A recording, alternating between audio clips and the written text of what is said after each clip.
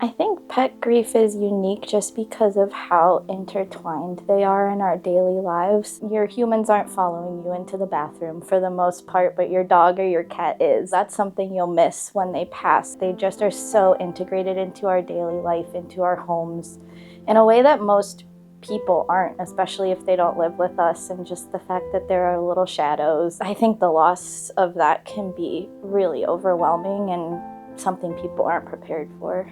Over 70% of Americans consider their pets family members. When we lose other family members, you get automatic bereavement. That isn't necessarily a given when we lose our pets. We know that this is your family member and your grief is valid and expected because you love them and the role they play in your family. Talking about it sometimes feels like, oh, I don't deserve to be sad about this because it was just an animal. And I like to remind my clients they have had a very special relationship with their pet, and just because they're an animal does not negate that was a special connection. I always advocate for clients to think about their quality of life as well, their financial quality of life, as well as how much effort can you put into this pet, thinking about the pets, if they're suffering, if they can take more time, but also what that will look like for you. You're the most important person in your pet's life, so taking care of yourself is important too. Some people want to try as much as they can, but also put a deadline on where they stop and opt for humane euthanasia. You want to consider when to make the decision to euthanize. And for everybody, this looks different.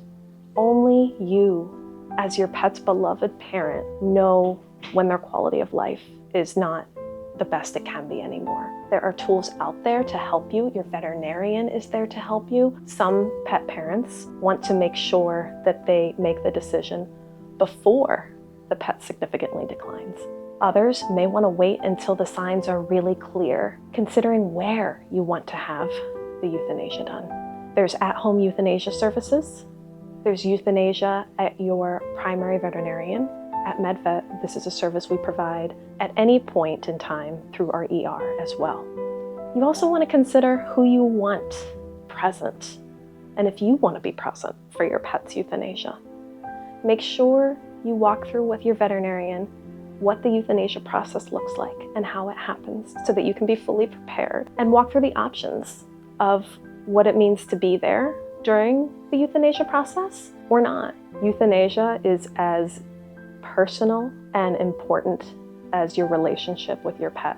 During grief, there are so many little things that you never would have noticed might be a grief trigger for you, such as the first time you go on a walk and your pet isn't there, or the first time you eat a bowl of cereal and your cat isn't trying to drink the milk out of the cereal while you're eating it. And it's like, oh, I didn't think eating cereal in the morning would make me sob, but here we are. It comes up in unexpected ways. Some people feel it immediately. Some people feel grief over the course of many days, or some people have delayed feelings of grief.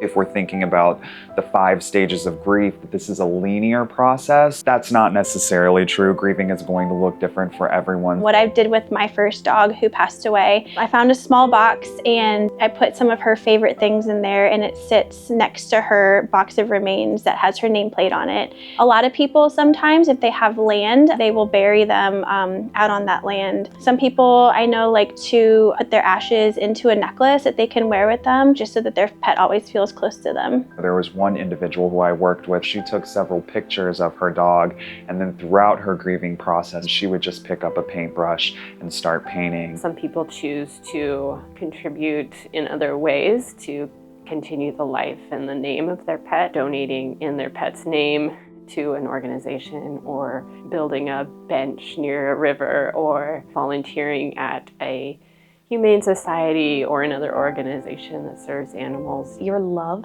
comes through in the decision-making process. And if you love your pet, there is no right or wrong answer on when it's time.